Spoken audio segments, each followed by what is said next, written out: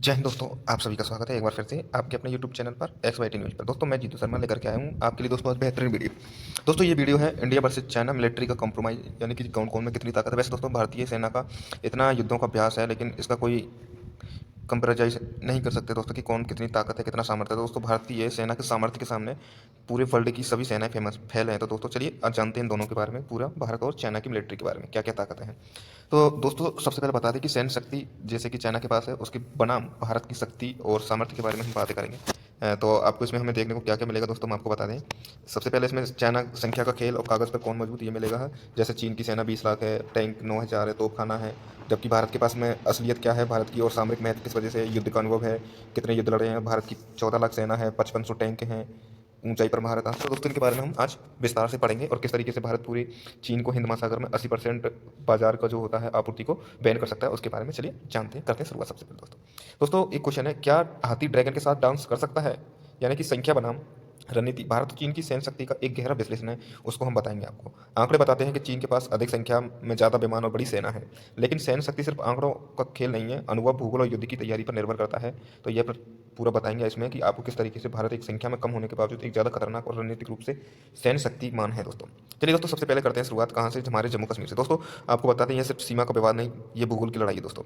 दोस्तों इसमें भारत चीन प्रतिद्वंद्विता दुनिया में अद्वितीय है, क्योंकि ये ऊंचे पहाड़ों पर अपरिभाषित सीमाओं से तय होती है। क्योंकि अभी तक भारत की जो परिभाषित सीमा कोई नहीं दोस्तों। तो आपको बता दें ये हमारा एलएसी है, एलएसी के बाद में जम्मू कश्मीर का ये ऊपर का साइड का एरिया है दोस्तों। ये वाला हमारा पीओके में आता है, और ये वाला आता है हमारा अक्साई चीन में, जो कि किसने, चाइना ने कब्जा कर रखा है। ये पीओके वाला किसने, पाकिस्तान है। और ये सियाचिन के लिए सिर्फ इंडिया में है, और उसके साथ में ये थोड़ा सा पाकिस्तान और चीन की मिलीभगत से इसने गिलगित में घेर रखा है दोस्तों, मतलब कब्जा कर रखा है। तो दोस्तों वैसे बता दें कि दोहरा खतरा है कि सियाचिन ग्लेशियर पर पाकिस्तान और चीन की मिलीभगत भारत के लिए एक स्थायी दोहरा खतरा पैदा करती है।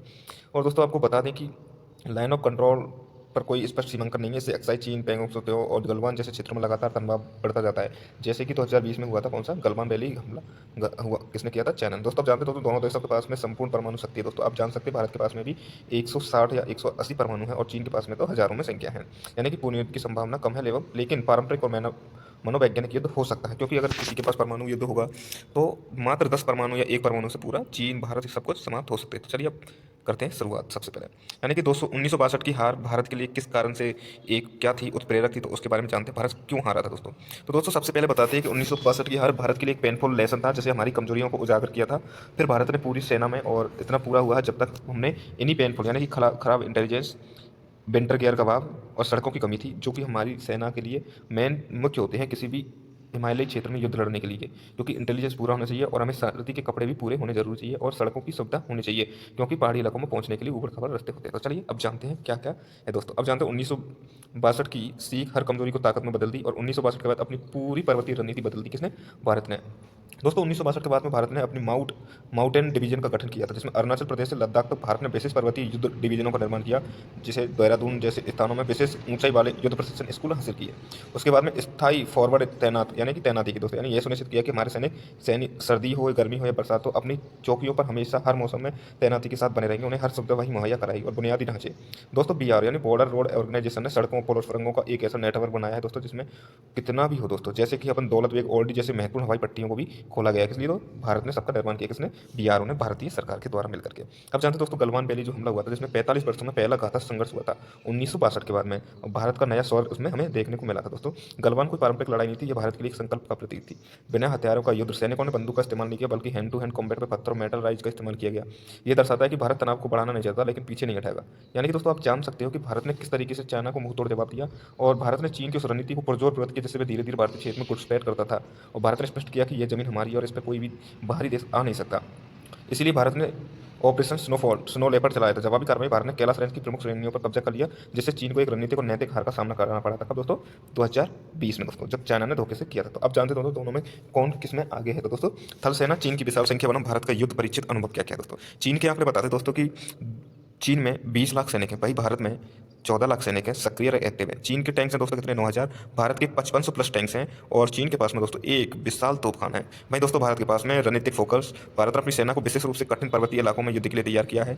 और भारत के पास जितने भी उपकरण हैं सभी कैसे हैं दोस्तों, बैटल टेस्टेड हैं। यानी भारतीय सेना के लॉजिस्टिक उपकरणों दशकों से सियाचिन जैसे ऊंचाई वाले पर हैं। चीन ने 2020 के बाद ही इस पैमाने पर तैनाती शुरू की है, जबकि भारत 1962 से ही अपना सभी को परीक्षण करता हुआ आया हुआ है, और ऊंचाई वाले क्षेत्रों पर है दोस्तों। अब जानते हैं दोस्तों भारत की और चाइना की वायुसेना के बारे में।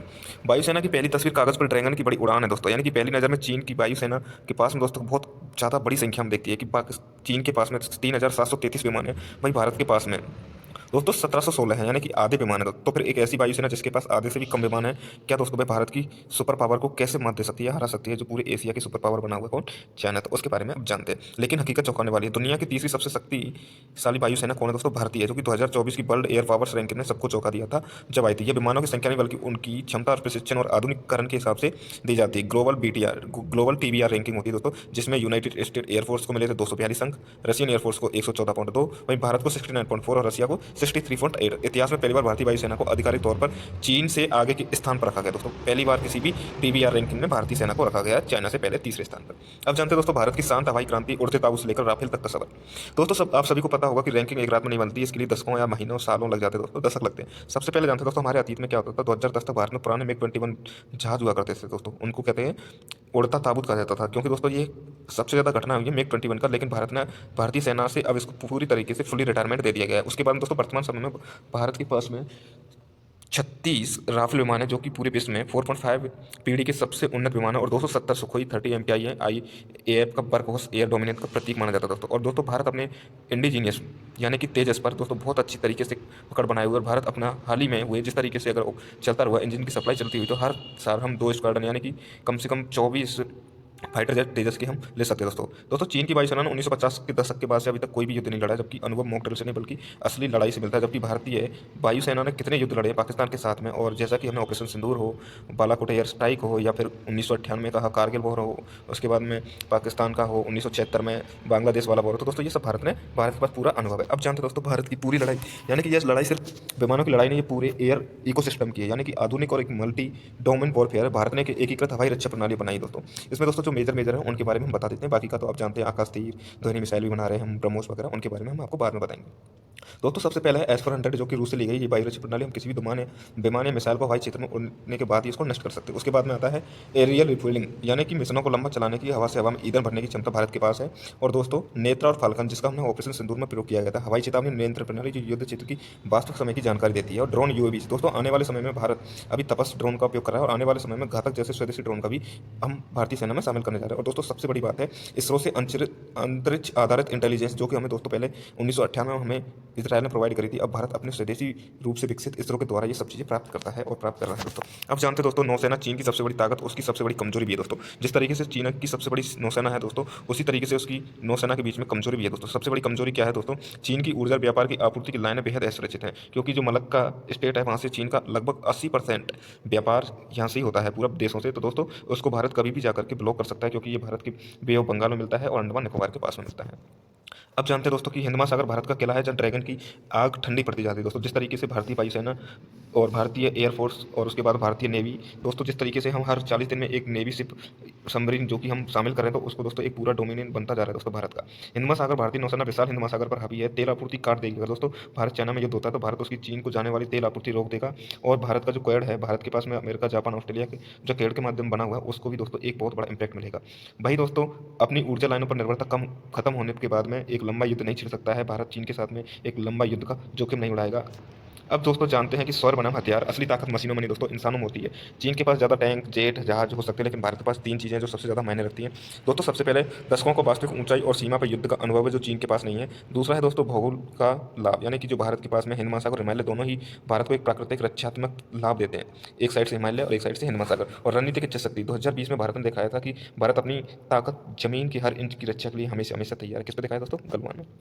अब दोस्तों भारत के लिए अगला मोर्चा या भविष्य की तैयारियां क्या है दोस्तों, तो दोस्तों भारत की सैन्य तैयारी कभी रुके नहीं है, बल्कि भविष्य के लिए फोकस इन पर है दोस्तों। सबसे पहले ड्रोन ब्रेक है दोस्तों, सैनिकों के लिए जीवन जोखिम में डाले बिना निगरानी और सटीक हमलों करने की क्षमता के लिए हम ड्रोनों का वॉरफेयर बना रहे हैं। और घरेलू अनुसंधान और विकास दोस्तों, हम डोमेस्टिक RD में पूरा निर्माण, रक्षा निर्माण और आत्मनिर्भर बनाने और प्राइवेट सेक्टर को प्रोत्साहन करने पर जोर दे रहे हैं।